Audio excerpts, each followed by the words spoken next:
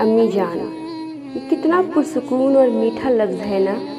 سچ کہوں تو یہ ایک لفظ نہیں ہے، ایک انسان کے روپ میں جنت ہے۔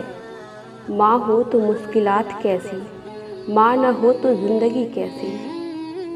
میں کیا لکھوں اپنی امی کے بارے میں، لفظ بھی کم پڑ جائے میری امی کے بارے میں۔ انہوں نے میرے لیے نہ جانے کتنی مشکلوں کا سامنا کیا ہے۔ جب میں لڑکھڑائی میری امی نے مجھے سہارا دیا ہے۔ ہزاروں زخم جسے دیکھ کر ٹھیک ہو جائے وہ کوئی اور نہیں، میری امی جان ہے۔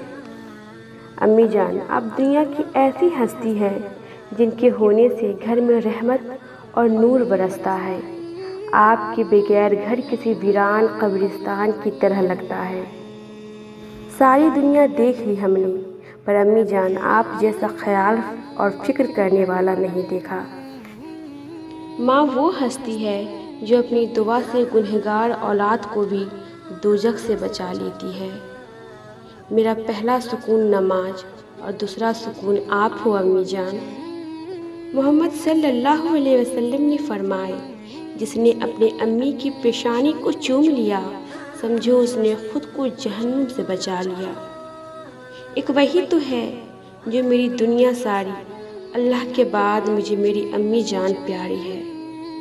خوبصورتی کی انتہا دیکھی جب مسکراتے ہوئے میں نے اپنی امی جان کو دیکھی۔ لبوں پر اس کی کبھی بد دعا نہیں ہوتی، ایک امی جان ہی ہے جو کبھی خفا نہیں ہوتی۔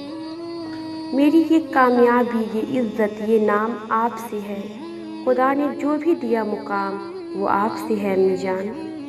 اے میرے خدایا، میری امی جان کا سایہ تا حیات میرے وجود کو اس طرح روشن کرتے رہے جس طرح تو اپنے رحمتوں کے سائے تلے اس دنیا جہاں کو روشن کرتا ہے۔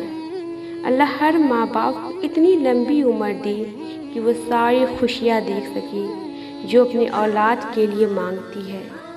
یا اللہ، تیرے پیارے نبی صلی اللہ علیہ وسلم کے صدقے اس دنیا کی ساری ماں اور باپ کو لمبی عمر عطا فرما، آمین۔